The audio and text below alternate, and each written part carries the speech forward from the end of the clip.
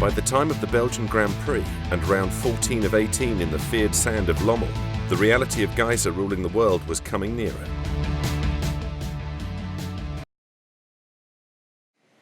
Lommel, it's one of the toughest races that we have in the year, Yeah, I think we have already really comfortable lead, over 100 points. That's more than 2 GPs.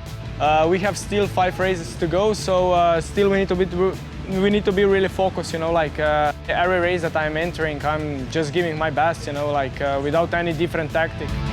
Personally, I don't like thinking about the championship, but you've got to think about the end product, where we're going to end up.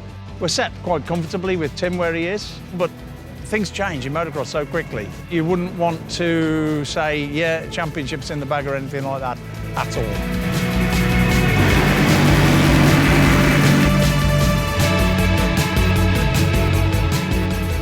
Gajser fell down to 16th, only come home in 15th place. I was fighting with the bike, didn't think about the lines. I was just riding too hard for myself. Went down, yeah, really disappointed because I know that the podium streak is gonna be finished. Didn't do nothing between the motos, just gear up myself, went on the gate, and I said to myself, just go out there and ride like you ride on the practice.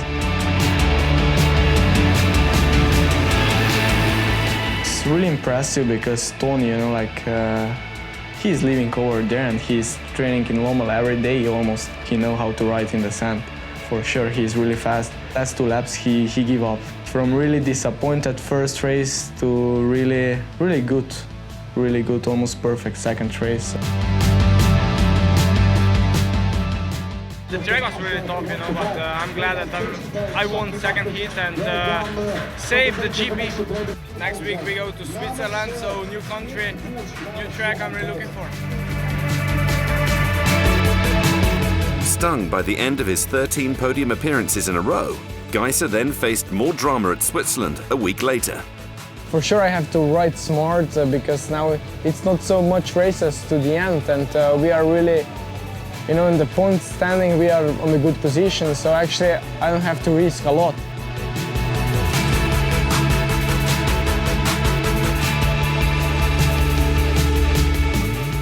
The point is we don't look right now at the point, we're still waiting the next race in Assen and then we see how is it the championship.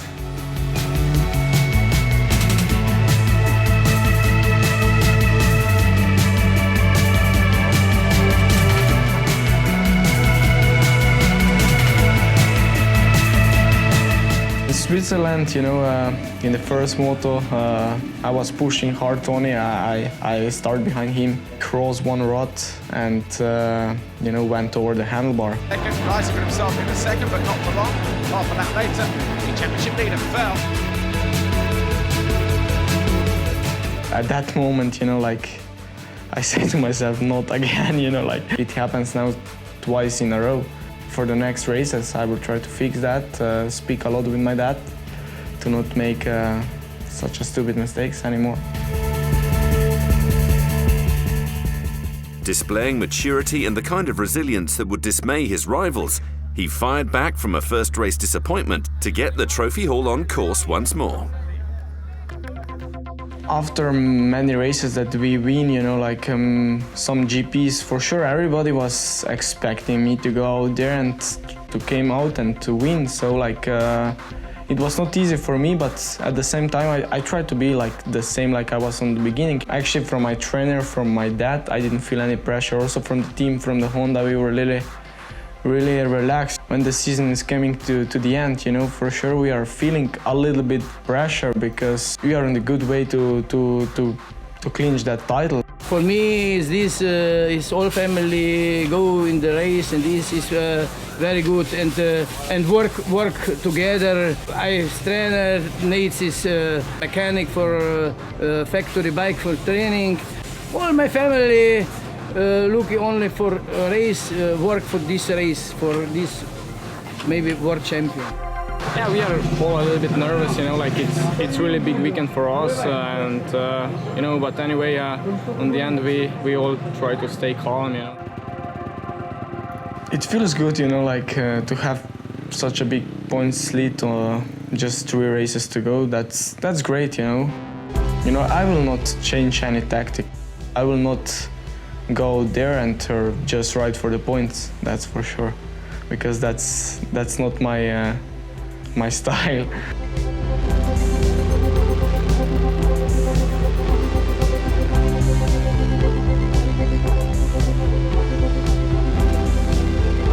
Next 3 races is that I go out there, give my 100%, ride like I know, and that's it.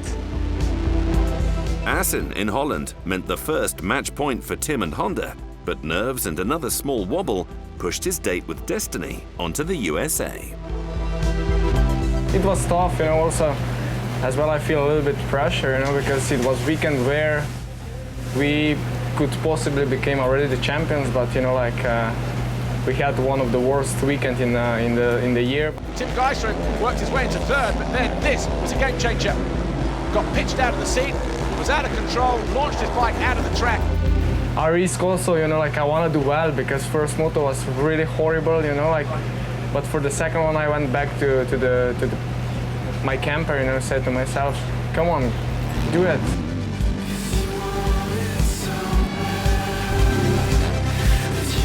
Yeah, it feels like I was a little bit too angry and everything.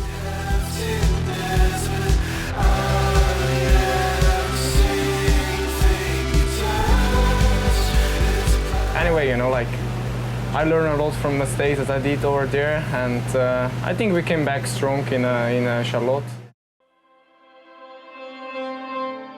Under the lights of the Charlotte Motor Speedway shone something brighter.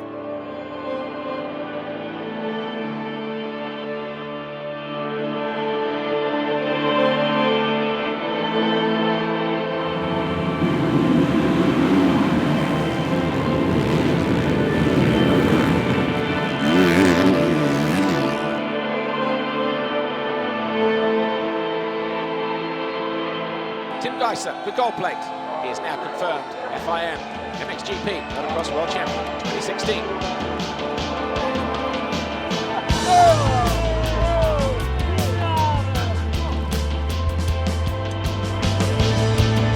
World champion!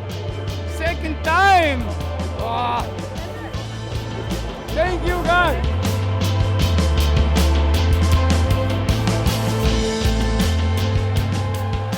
So happy and so proud on everybody, you know, all my team, my dad, my family, everybody.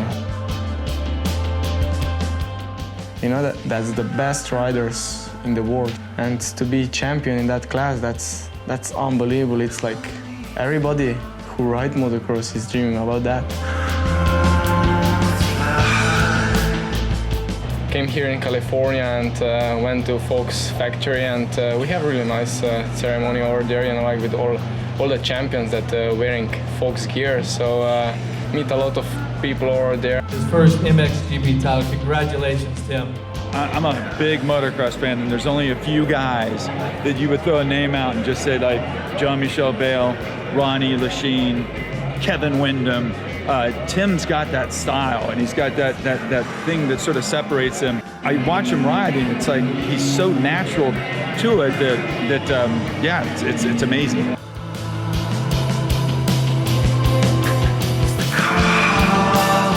Tim Gajser's route of MXGP was complete, with the most astonishing debut season seen in 60 years of Grand Prix motocross. Honda had their champion, but the sport had a new young face that pushed racing to another boundary. Among the spectacular hills of Glen Helen in Southern California, a remarkable year in the life of Tim Gajser had started and would finish.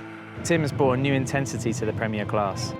For Tim, for the future, I think he's going to have to keep up the intensity, the pace, the aggression, the styling that he's kept this year, and then try to beat everybody else that's going to be chasing him, because he's going to have to cope with that target in 2017. It's going to be hard to back it up, but you know what? There's a lot of fast guys in the MXGP 450 class, but I think he's got the skill and the talent to really back it up. I think we'll see him for a couple more years in Europe, But he has Supercross ambitions, and he'll be silly not to go soon, because it'll be another discipline for him to learn. But as he's shown throughout his career, he doesn't need long to adapt and push the next boundary. Yeah, I think he can do very well in America. Of course, the challenge is not easy. It's very difficult. Many European riders break the career, you know, with that. So you have to be ready. But I think he can do it. That's unbelievable what we did together with my dad, with the team, with everybody around me, because I know that I could not do that alone, you know. Everyone who is around me, it's important, and I really appreciate everything.